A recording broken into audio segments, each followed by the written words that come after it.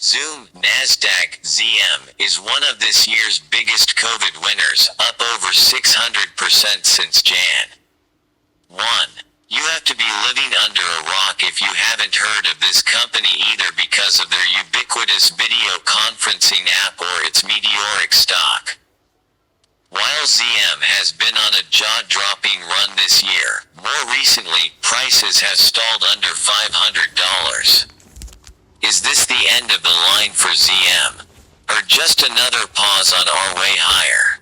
A few weeks ago I told subscribers to be careful as the stock gapped up near $500 following blowout earnings. While it's great to own a stock on days like that, gaps are dangerous things because they have a tendency of retreating and filling. And that's exactly what happened over the next several days. One of the most obvious things about stocks is before they make a big move, they start with a small move. The most obvious signal ZM was in trouble was undercutting the gap's intraday lows the next day. That was as clear of a signal to get out as they come. And the thing to remember is just because we sell a stock doesn't mean we are giving up on it.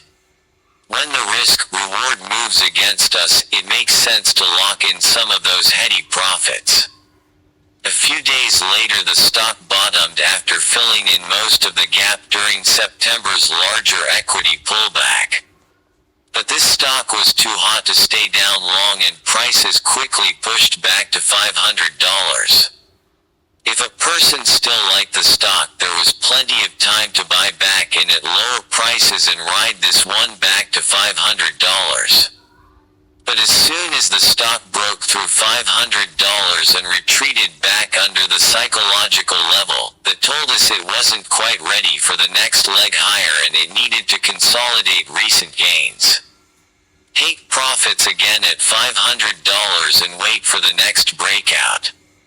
I don't think this stock's run is over, but I would be hesitant about buying it under $500. I'd rather wait for it to break above $500 first. As I often tell subscribers, it is better to be a little late than a lot early.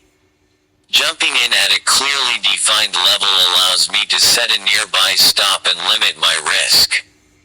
If the entire market continues slumping, this stock could easily retest $400 support before climbing up to $600.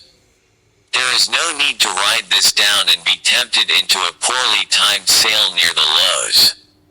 I perfectly happily give up a few dollars if it allows me to get in at a better defined level where I can manage my risk.